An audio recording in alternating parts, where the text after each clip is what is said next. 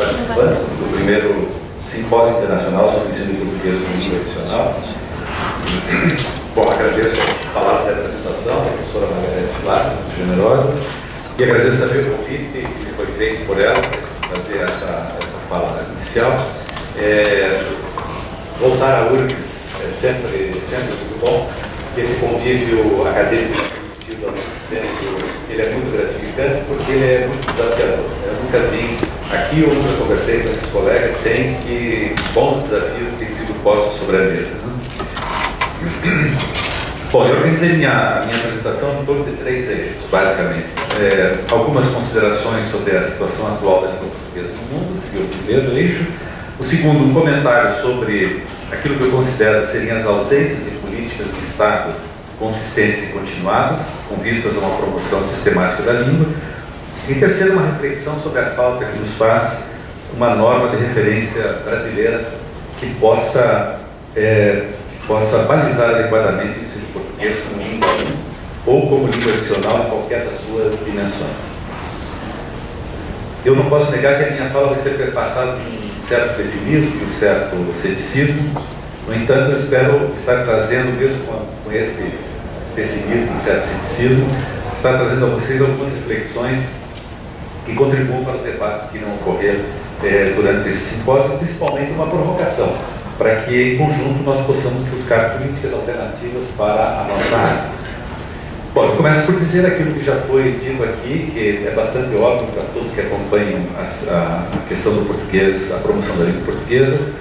Tem sido amplamente reconhecido o fato de que vem crescendo o número de falantes de português no mundo, seja como L1, em especial nos contextos africanos, seja como L2, em situações sociais multilingües, em que o português é língua oficial do Estado, seja ainda como língua estrangeira. Bastaria lembrar que só a China tem 25 universidades oferecendo português como curso de português como língua estrangeira. Pode-se afirmar, então, que o português é uma língua em franca expansão no cenário internacional.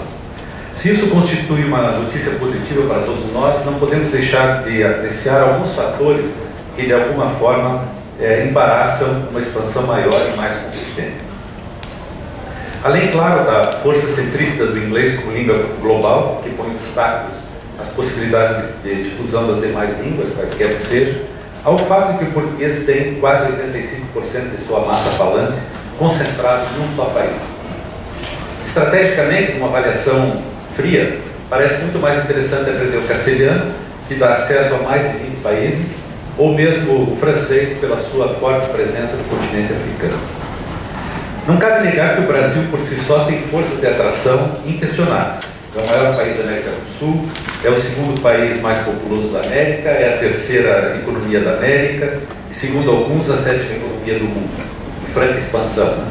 É fonte de vastas riquezas minerais que atraem a conquista dos países industrializados, está entre os maiores produtores de alimentos do mundo, tem uma presença política internacional que se caracteriza há quase um século pela não intervenção, pela busca da conciliação e pelo posicionamento de equilíbrio e equidistância frente aos mais poderosos. E, por cima de tudo isso, uma cultura singular em sua diversidade e dinâmica. Esse inegável conjunto de forças de atração é suficiente para promover por si só o Brasil e a sua língua hegemônica. Nesse sentido, esse conjunto de forças de atração compensa em parte o fato de a língua portuguesa estar concentrada num só país. Talvez compense também, em parte, a ausência de políticas do Estado brasileiro consistentes e continuadas voltadas à promoção da língua. Claro que o Estado brasileiro não está totalmente ausente dessa promoção. Nós dispomos de um bom exame de proficiência, o que certamente ajuda a pautar o ensino da língua para estrangeiros. E aqui está a professora Margarete e outros colegas que participaram certamente da elaboração, da criação desse exame de proficiência, que é a referência internacional. Nós temos também os Centros de Estudos Brasileiros, os leitorados e os institutos binacionais. No entanto, os próprios dirigentes da rede de sedes e de leitoria do programa de leitorado reconhecem que ela ainda não dispõe de diretrizes programáticas e curriculares básicas, o que é em si, sem dúvida, um sintoma de mau encaminhamento das coisas. Trata-se de uma situação, obviamente, que não se justifica mais. considerando o expressivo número de grupos de pesquisa que em várias universidades do Brasil estão estabelecidos, né, estão plenamente capazes de dar sustento à elaboração, à execução de diretrizes programáticas e curriculares para a rede oficial de SEDES e para o programa de eleitorado. Aliás, as universidades nesse sentido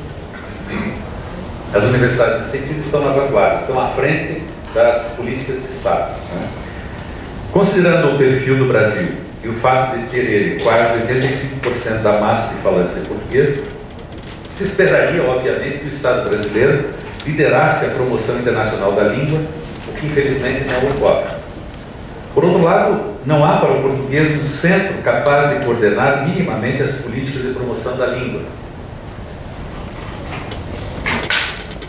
Como há, por exemplo, para o castelhano e para o francês, né, para pensar nas línguas que estão mais próximas. Os dois únicos países em que a língua é hegemônica nunca conseguiram, de fato, agir em conjunto. Os tratados realizados entre Brasil e Portugal e as declarações oficiais conjuntas estão repletos de enunciados a proclamar metas cooperativas nessa área da promoção da língua. No entanto, nada de concreto jamais ultrapassa o papel. Em certo sentido, o português é uma língua sem pai nem mãe. E essa situação se agrava se nós lembrarmos que a própria ideia de Brasil e Portugal partilharmos uma só língua já está sob suspeita. Uma parte não desprezível do mundo acadêmico brasileiro e português, talvez por necessidades criadas pelos modelos teóricos, tem insistido em dar destaque às diferenças, argumentando não apenas pelo fonético e fonológico, que é bastante óbvio para todos, mas principalmente pelo sintático, que já não estamos diante de uma língua, mas inexoravelmente línguas diferentes. Encontramos em um tempo as circunstâncias da geografia, da sociedade e da comunicação permitem admitir que o mais provável desenvolvimento que a história nos reserva será a fragmentação do sistema linguístico português. Fecha aspas. Duas linhas abaixo, o professor Ivo Castro fala em inevitabilidade da perda da unidade da língua. E algumas páginas adiante, citando a linguista brasileira Americana, que afirma na introdução do livro Português Brasileiro, uma viagem diacrônica, que as mudanças sistemáticas observadas no português do Brasil desembocam em uma língua distante das suas irmãs românicas, até mesmo do português de Portugal. Diante dessa afirmação, o professor Castro se pergunta se já não devemos começar a pensar não mais em termos de duas normas de um mesmo sistema, mas de duas gramáticas, e agora palavras dele, eufemismo técnico que esconde a radicalidade de duas línguas. Ainda falando da questão da língua portuguesa pelo viés político, vale lembrar também que a própria CPLP, a Comunidade dos Países de Língua Portuguesa, que é a entidade política internacional que congrega todos os países de língua oficial portuguesa, criada em 1996, é, no geral, absolutamente inoperante.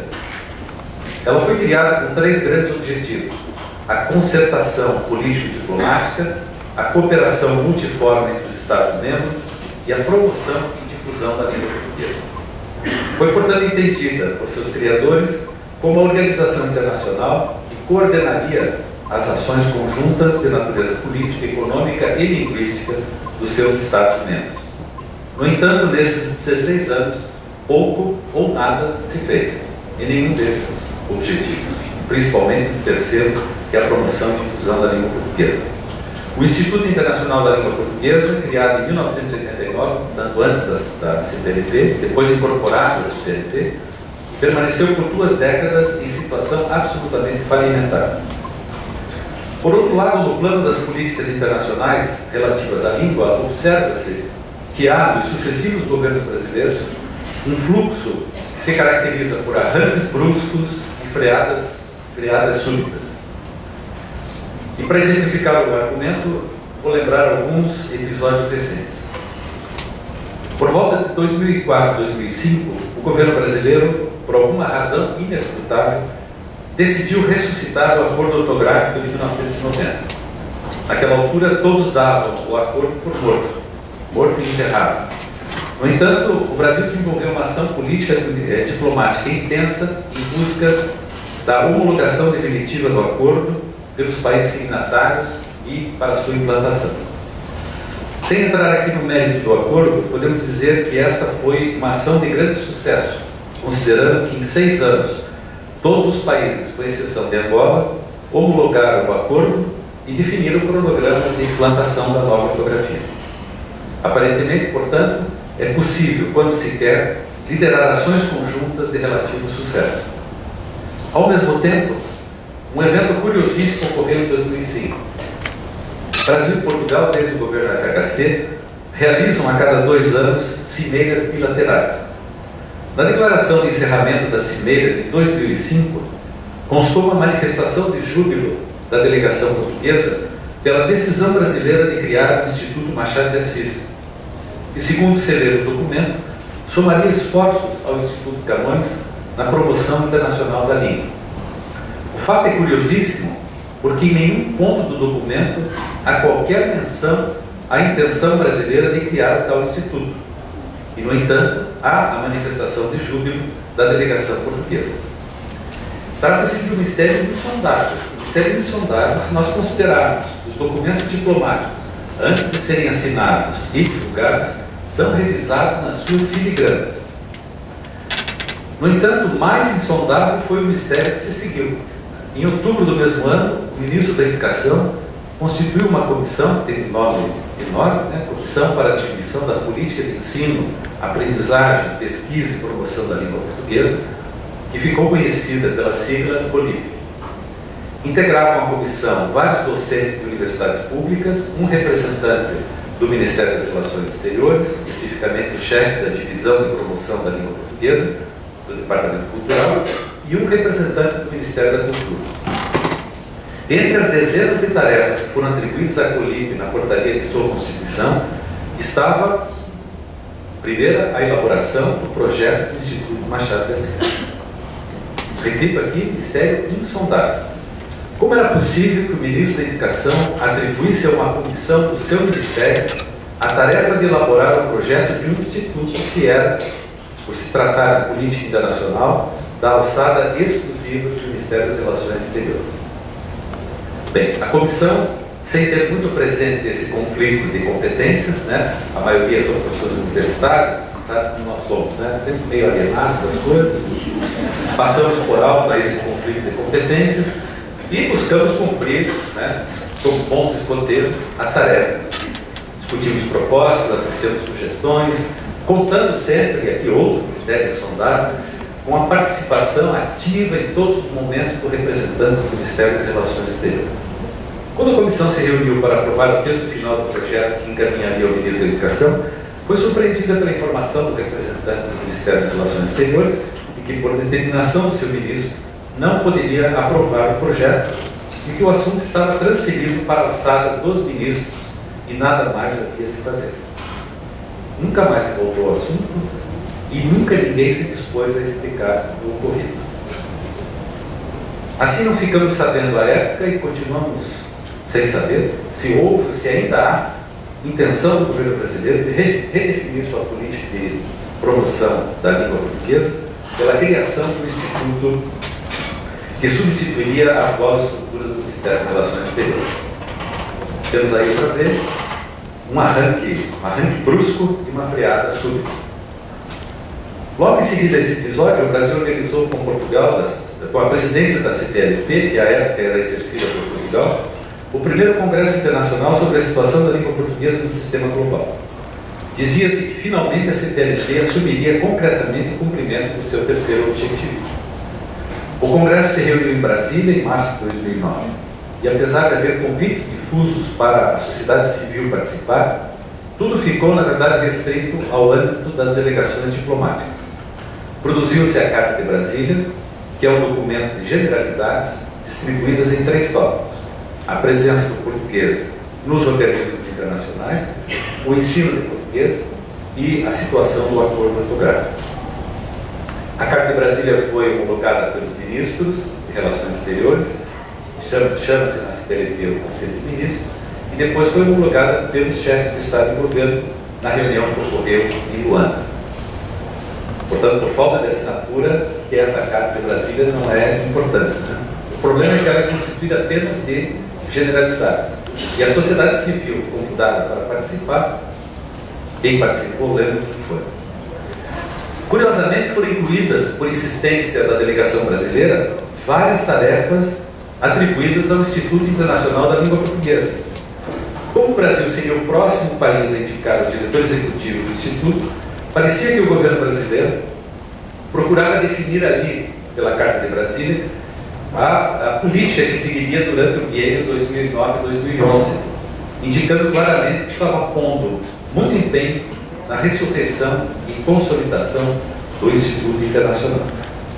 O novo diretor executivo, indicado pelo Brasil, assumiu em outubro de 2009 e foi reconduzido em 2011. Então, nosso colega da Universidade Federal de Santa Catarina, o professor Gilvan Miranda de Oliveira. O professor Gilvan tem procurado implementar as tarefas inscritas na Carta de Brasília. No entanto, e é curiosamente, outra vez, mistérios insondáveis, o empenho oficial de 2009 parece ter se evaporado. Bastaria lembrar aqui que de 2006 a 2009, o Brasil foi o único dos 8 países da CTLP a ter a Comissão Nacional prevista pelos Estatutos do IUP. E de 2009 para frente, é o único país que não dispõe da sua Comissão Nacional. Justo quando a direção executiva do Instituto é indicada pelo Brasil. Mais um arranque brusco e uma freada súbita. Mas afora essa situação de ausência de uma política de Estado consistente e continuada, penso que a língua portuguesa tem outro embaraço em seu caminho, em busca de uma maior projeção internacional. É o fato de que nós no Brasil não dispomos de uma norma de referência relativamente consensual. Todos nós que estamos atuando, ou atuamos no passado, professores de uma língua adicional, sabemos que uma das grandes dificuldades para organizar um curso é saber qual variedade da língua será apresentada como modelo aos aprendizes. Em tese, parece existir um certo entendimento de que se deve tomar como referência uma variedade que tenha prestígio sociocultural, ou, em outras palavras, uma variedade que transite sem grandes restrições pelos mais diferentes contextos socio-interacionais e que possa, portanto, ocorrer também na escrita. Em termos gerais, temos então um certo entendimento que devemos tomar como referência para o ensino uma variedade que podemos classificar como standard. Dizer isso, contudo, não resolve por si só o nosso problema. Primeiro porque línguas como o português, que se distribuem por amplos espaços geográficos, em diversos continentes, sendo usadas por sociedades com culturas bastante diferentes e vivendo sob ordenamentos políticos distintos, conhecem por força disso tudo mais de uma variedade standard. No caso do português, língua adicional, é costume identificar os cursos e seu material didático como veiculando o português europeu ou o português brasileiro. As duas variedades standard mais bem delineadas e estabilizadas da língua. Desse modo, o que se oferece, de fato, aos estudantes de português e língua adicional são cursos ou da variedade standard europeia ou da variedade standard brasileira. Poderíamos imaginar que, tendo decidido essa questão, isto é, tendo optado por uma das duas variedades standard da língua, teríamos resolvido o nosso problema. No entanto, a situação não é assim tão simples. Como bem sabemos, a língua standard não é homogênea, seja a europeia, seja a brasileira. Também ela conhece variações, sejam elas regionais ou estilísticas. Isso obriga o professor ou a professora, mesmo mantendo-se identificado pela sua experiência linguística a uma dessas variedades standard da língua, a continuamente fazer referência às suas variações. Assim, ao se dizer que o curso é de português brasileiro, não se pode esquecer que nele deverá estar incluído o imenso mosaico de variedades constitutivas da língua standard do Brasil, pelo menos os aspectos que apresentam mais saliência.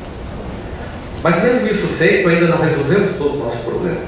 Se optarmos por ensinar o português brasileiro standard, logo vamos estar enredados por uma outra ordem de grandes dificuldades. Ao tentarmos estabelecer com um certo detalhamento as características do português brasileiro standard, vamos logo perceber que a sociedade brasileira ainda não resolveu o problema da sua norma de referência. Existe no Brasil, como todos nós sabemos, uma clara distância entre a variedade que os falantes letrados utilizam em situações mais monitoradas, ou seja, a norma real, e o que está estipulado em manuais de gramática, em dicionários, no discurso da maioria dos consultórios gramaticais da imprensa da internet, no discurso escolar mais tradicional, por consequência, no discurso corrente, o discurso de senso comum sobre a língua no Brasil. Parte da população letrada brasileira tem dificuldade de ouvir o português que efetivamente usa. Tem dificuldade de aceitar o português standard falado corretamente. Isso sem entrar nas diferenças entre a fala e a escrita. A propósito disso, eu tenho feito uma live com um verso de uma música do Cazuza, que foi há alguns anos tema de uma novela de grande sucesso na televisão brasileira. Cazuza dizia nessa música: Brasil, mostra a tua cara. E eu gosto de fazer essa live dizendo: Brasil, mostra a tua cara linguística. Existe uma espécie de esquizofrenia linguística crônica no Brasil. Nosso psiquismo social se encontra dividido entre uma norma estándar real, que efetivamente pratica, e uma norma artificial, idealizada, que há mais de 100 anos se tenta impor como modelo. É bastante claro que as tentativas de imposição dessa norma artificial não têm tido nenhum efeito prático sobre o modo como a língua é falada no Brasil. No entanto, falada e escrita. No entanto, o fantasma da norma artificial tem efeitos corrosivos nas nossas relações com a língua. Desenvolveu-se ao longo desse século e meio uma cultura do erro que afeta profundamente as relações sociais em geral e o contexto escolar em especial. Uma cultura do erro que sustenta, e pior ainda, justifica atos de discriminação e violência simbólica. Quando se trata de combater a discriminação e a violência simbólica de ordem étnica ou de gênero, acredito que já avançamos bastante no Brasil, pelo menos no plano do discurso e no plano da possibilidade de responsabilização penal dos que praticam atos discriminatórios de violência simbólica motivados pela etnia ou gênero do outro. Estamos, porém, ainda muito longe desses avanços quando se trata da discriminação e violência simbólica motivados pela língua. Não só não temos consciência de que a língua é instrumento dessa discriminação, dessa violência simbólica, como reforçamos comportamentos discriminatórios e de violência simbólica, tendo a língua como referência. E nós estamos aqui apenas falando da situação dos falantes das variedades do chamado português popular, tradicionalmente alvos desses processos excludentes. Nós estamos aqui tratando do que ocorre com falantes do português estándar real. Claro que já existem gramáticas e dicionários que amenizam um pouco o discurso e relativizam o caráter categórico das afirmações da norma artificial idealizada. Mas isso tudo é feito ainda com muita timidez, com pouca coragem para reconhecer os fatos. E mesmo quando isso acontece, nem essas gramáticas, nem esses dicionários são tomados como referência, que é mais espantoso ainda. Eu trago aqui um exemplo retirado do dicionário Vaz, certamente o maior dos dicionários atuais da língua. Ele se abriu para o registro de aspectos da norma brasileira real, sem discutir. No entanto, mesmo fazendo isso, ainda encontramos, em vários dos seus verbetes, afirmações semelhantes àquela que aparece sobre o verbo preferir. E aqui estou citando o Vaz. O uso, embora frequente no Brasil, de preferir seguido de do que, provavelmente por influência da construção comparativa, mais do que, gosto mais deste do que daquele, prefiro este do que aquele, não é aceito pela norma culta da língua, embora se abone em escritores como Mário de Andrade, Cecília Meirelles e Oswald de Andrade, e mesmo em clássicos como Manuel Bernardes, Garré e Camilo Castelo Branco, como registra Antenor Nascentes em seu livro O Problema da Regência. O mesmo quanto a preferir antes, construção de expressividade pleonástica, mas que se abona em Camilo, essa de Queiroz, Euclides da Cunha, etc. Ora bem, uma construção, mesmo muito frequente no Brasil, como reconhece o dicionário, e mais do que isso, abonada por grandes autores brasileiros ou clássicos da língua, não consegue ser honestamente descrita pelo dicionário como próprio da norma real brasileira. O dicionário não consegue, nesse ponto e em outros vários, superar criticamente a norma artificial